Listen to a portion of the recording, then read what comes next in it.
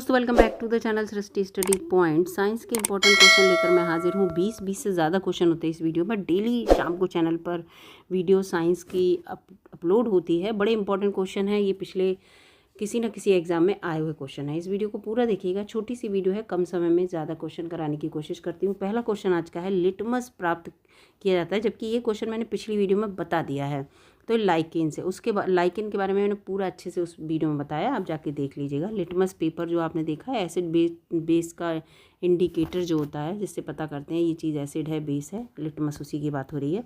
अगला क्वेश्चन है, अगर पोटेशियम तत्व की भूमि में कमी है तो कौन सा पौधा ये बात बता देता है? तो आलू को अगर आप बोएंगे मिट्टी में, अगर पोटेशियम की कमी होगी तो इसके पत्ते जो हैं पीले पड़ने लगते हैं। तो इससे पता चल जाता है कि जो धरती है या जो भूमि में ये उगाए गए हैं उसमें पोटेशियम की कमी है। और बोरॉन तत्व की कमी को सूचित करने वाला कौन सा पौधा है? वो है सूरजमुखी। सूरजमुखी को अगर आप ऐसी भूमि में उगाएंगे जिसमें बोरॉन की कमी है तो वो पौधा जो है उसकी ब्रांचेज और नहीं बनेंगी, जितनी ब्रांचेज बनेंगी उतने ही तो उसमें फूल लगेंगे, और सूरजमुखी का फूल ही इंपॉर्टेंट होता है। तो वो सीधा उगता चलेगा, उसमें ब्रांचेज नहीं होती हैं, उसके जो छोर होता है जो बिल्कुल वो उसमें डिवीज़न नहीं हो पाता।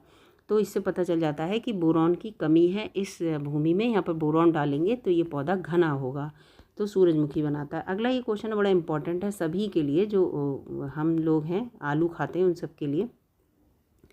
अपने दैनिक जीवन के हिसाब से आलू के जो कंद होते हैं, आलू जो होता है वो हरा पार्ट की बात यहाँ पर हो रही है कि खेत में हमने आलू ऐसे करके उगाया, ये है मिट्टी।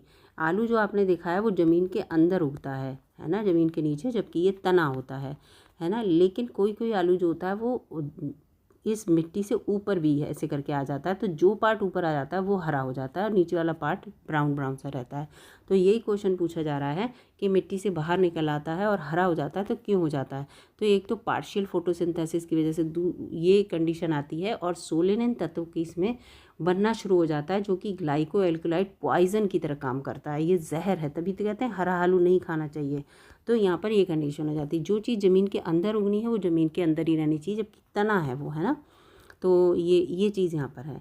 अगला है, प्लास्टर ऑफ पेरिस का रासायनिक नाम क्या है? तो प्लास्टर ऑफ पेरिस का रासायनिक नाम है हाइड्रस कैल्शियम सल्फेट, जिसे CaSO4 एंड 1/2 H2O कहते हैं। ये इसका केमिकल फार्मूला है। अगला क्वेश्चन है, विटामिन ई का रासायनिक नाम। वैसे विटामिन ई मैंने पढ़ा दिया है, पूरा विटामिन का एक वीडियो चैनल पर है, लेकिन यहाँ पर मैं बता दे रही हूँ क्योंकि पिछले एग्जाम में आया हुआ है। टोकोफेरॉल इसका नाम है। भाभा परमाणु अनुसंधान केंद्र, बार्क यानी कि भाभा एटॉमिक रिसर्च सेंटर कहाँ पर है? तो ये ट्रॉम्बे एक जगह है, मुंबई महाराष्ट्र में, ट्रॉम्बे में है। केवल ट्रॉम्बे भी लिख के आ सकता है, इसलिए मैंने यहाँ लिखा है, मुंबई लिख सकती थी मैं। कौन सा पदार्थ झूठा सोना कहलाता है? बड़ा इंपॉर्टेंट क्वेश्चन है ये। तो आयरन सल्फाइड FeS2 जो है वो कहलाता है झूठा सोना, और इसे मार्क्शिक या पाइराइट भी कहते हैं, ये भी नाम है इसके। अगर ये आ जाता है तो इससे भी याद रखिएगा। अगला प्रश्न है, एड्स की बीमारी किसके द्वारा फैलती है? तो विषाणु यानी कि वायरस के द्वारा फैलती है। और वायरस कौन सा है? ह्यूमन इम्यूनो डेफिशिएंसी वायरस, जिसे H फॉर HI और ये V, तो HIV कहते हैं, इसके द्वारा फैलता है। लाल रक्त कणिकाओं का जीवन काल कितना होता है? 20 से 120 दिन होता है। सबसे ज़्यादा टाइम होता है हमारे ब्लड में जो सेल्स होती है ना, RBC, WBC और प्लेटलेट्स, ये तो हैं RBC, ये हैं WBC और ये हैं ब्लड प्लेटलेट्स, ठीक है। तो RBC का ये 20 से 120 दिन, WBC का 2 से 4 दिन होता है जीवन काल, यानी कि इतने ही दिन जीवित रहती हैं, नई बनती हैं, पुरानी मरती हैं, इस तरह से। और प्लेटलेट्स जो होती हैं उनका 3 से 5 दिन, ठीक है। तो ये है। अब ये आ सकता है सबसे कम टाइम किसका होता है जीवन काल? तो WBC का होता है, ये भी क्वेश्चन याद रखिएगा। फिर है रक्त प्लेटलेट्स जो होती हैं, यही ब्लड प्लेटलेट्स की बात हो रही है। बिम्बाणु याद रखिएगा, कभी कभी ऐसा भी आ सकता है। इनका मुख्य कार्य होता है रक्त का थक्का बनाने में, यानी कि जब हमारे कहीं कट लग जाए, ब्लड लगातार बहता ना रहे, ब्लड क्लॉटिंग हो जाए, उसके लिए ये बड़ा रोल अदा करती हैं। चलिए, ये तो ब्लड की बात हो गई। अब विटामिन कौन सा है जो ब्लड क्लॉट करने में हेल्प करता है, रक्त का थक्का जमने में? वो विटामिन K होता है। अगर मनुष्य अपने सौंदर्य का अध्ययन कर रहा है, कोई इनका सब्जेक्ट है उसके अंतर्गत, तो उसे कैलोलॉजी कहेंगे। एंजाइम क्या होते हैं? तो एंजाइम एक विशेष प्रकार के प्रोटीन होते हैं। मछलियाँ किसके द्वारा सांस लेती हैं? सभी को पता है, गलफड़ों के द्वारा, गिल्स के द्वारा, जो उनके बने होते हैं गिल्स मछलियों में, और उन्हीं गिल्स के द्वारा पानी आता है, जाता है, ऑक्सीजन उससे एब्जॉर्ब करती रहती हैं। किस हार्मोन को तनाव हार्मोन कहते हैं? तो कार्टिसोल एक हार्मोन होता है जिसे तनाव कहते हैं, हार्मोन कहते हैं। ये एड्रीनल ग्लैंड जो होती है उससे निकलता है। और एड्रीनल ग्लैंड कहाँ होती है?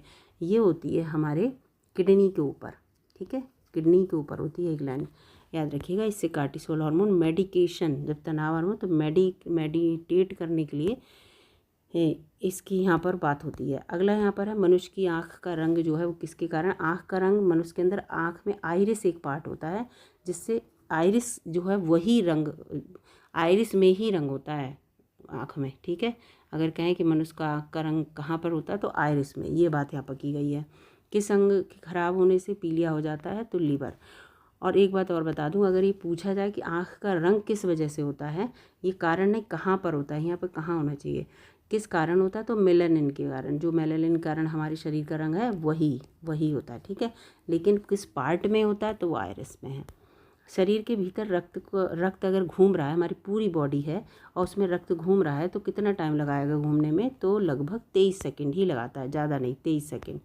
अगला प्रश्न है कि यहाँ पर देखिए आज का आखिरी प्रश्न है, और ये देखिए जीवन की मूलभूत इकाई क्या है, कोशिका। बड़ा इंपॉर्टेंट क्वेश्चन है, कॉमन सा क्वेश्चन है, बहुत बार एग्जाम में आया हुआ भी है। अगर वीडियो आपको दोस्तों अच्छी लगी तो लाइक कीजिएगा, चैनल पर नए हैं सब्सक्राइब कर लीजिएगा। इस तरह की वीडियो डेली अपलोड करती हूँ मैं चैनल पर। मिलूंगी अगली वीडियो में, तब तक के लिए नमस्कार, धन्यवाद दोस्तों।